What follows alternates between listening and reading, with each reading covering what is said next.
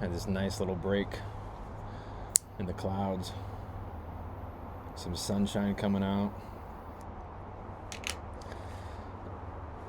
And this time of year in the Pacific Northwest, you'll take any sunshine you can get. So I figured I'd drop what I was doing, slow the grind down, enjoy the small stuff like some sunshine on the patio.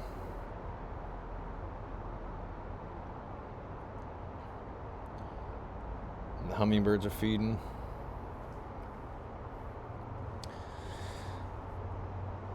You know, I was thinking about this last year and how much death has been in my life personally. A lot of people I've known have left this earth. Completely natural part of life, and it's difficult, but the silver lining of it all is it really forces you to take stock of where you're at in life.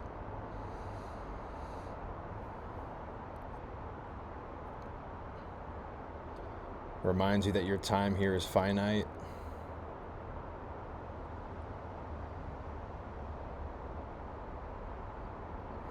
And forces you to pay immediate attention to what's in front of you and how much of it just is not important or completely irrelevant.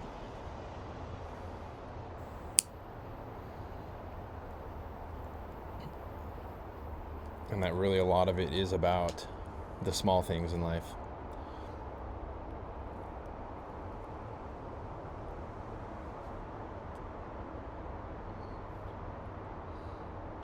Like sitting in silence, smoking a cigar, and looking at this beautiful view. You know, I was trying to think of another setup for this, a good angle, but I really don't have one. Maybe I could, I don't know. I guess I could have my back to the beautiful view and give you guys the beautiful view. And check it out. Let's see if I can fix the camera angle afterward. I'm sure I'll be able to.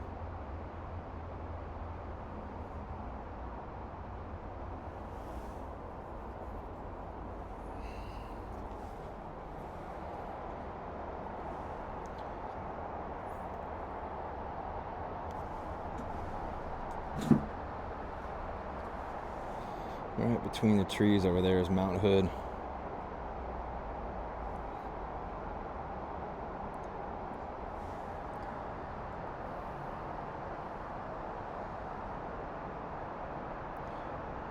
Not bad, huh?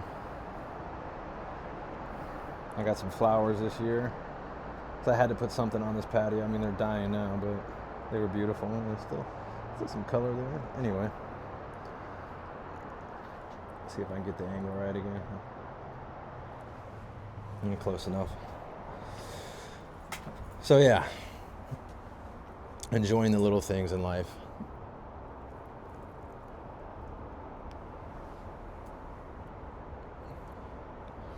I had a buddy lose his dad recently at the end of October. And I was thinking back to when I lost my dad. Been around 14 years ago now. At the time, man, my early 20s, you think you're such an adult, you think you're so grown up, but I was really just a kid, and it really turned my world upside down. But it was sort of a rite of passage, which is really missing in our society these days as a whole. We have such a different culture that's just not cohesive. There's not one, I don't know the words for it, but anyway. It was sort of a rite of passage losing my father at 23 years old.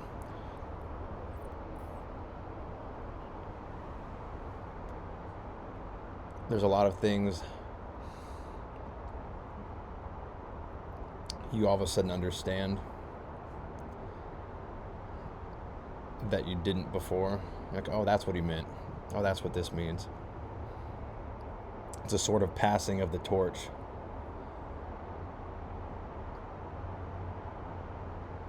And as painful and confusing and tough as it is in the moment, there's a certain process that happens in that passing of the torch that reminds you and lets you know that it's completely natural, completely normal, and that it's just a part of that cycle. It's a part of the ebb and flow of life, and that it's necessary for your own growth.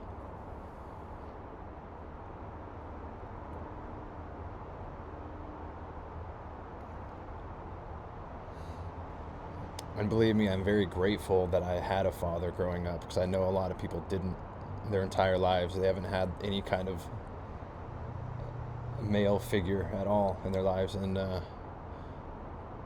I definitely got lucky with that one.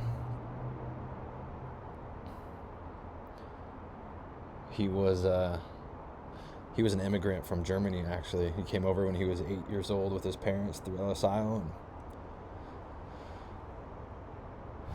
lived in Canada for a short amount of time, and then immigrated to the United States with his parents. And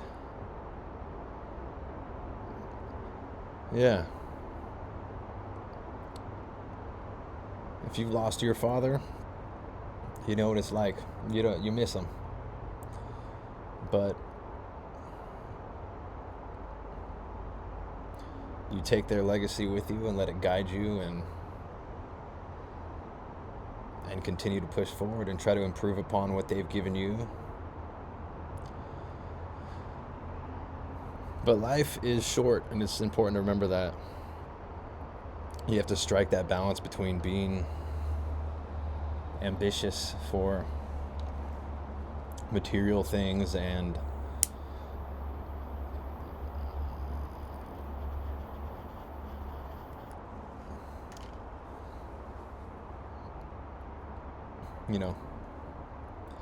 clothes, cars, houses. Not just ambitious for those, but ambitious for things that do matter. But you have to keep the importance of those things within the bigger picture of life. And constantly remind yourself of that ticking clock. You can't get time back, and the time's going to run out for all of us eventually. A lot of people don't like talking about that, but I'd be lying if I said that the things that have mattered in my life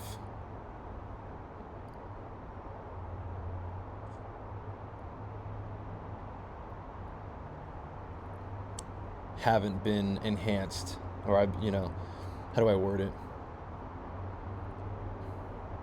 And losing my father and being reminded of my own mortality, it's left a permanent awareness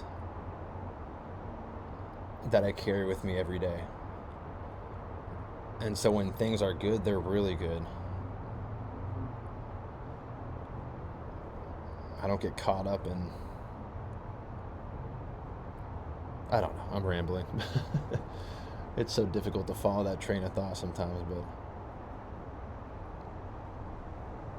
keeps that perspective.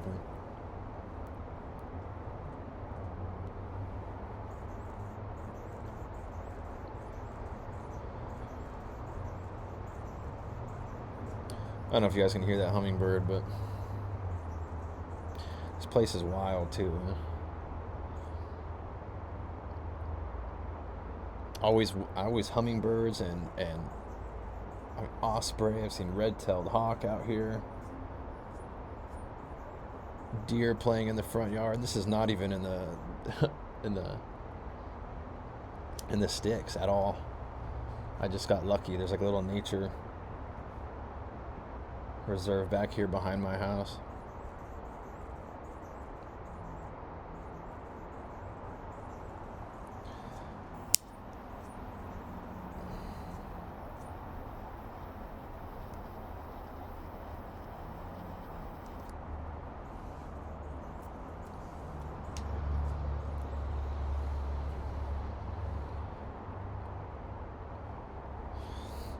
I don't know if any of y'all smoke cigars out there, but I've been enjoying these lately. These are, I don't know which brand this was. I forgot because I never tried this one before, but instead of the typical, the classic cigars that you need to humidify, these are Kentucky fire cured cigars. So completely dry, no need for a humidor. And there's an Italian brand, Toscano. They're about that long. If you don't have the time, they're kind of tapered on each end. You can just cut them in half. But I tried these ones because they didn't have them at the store I was just at. So, but they're nice for a short smoke.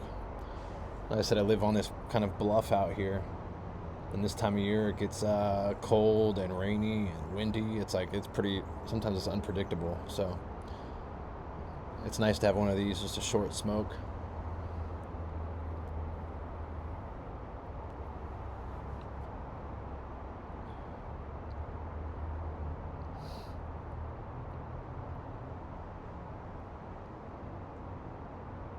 Anywho, I guess that's my rambling vlog for now.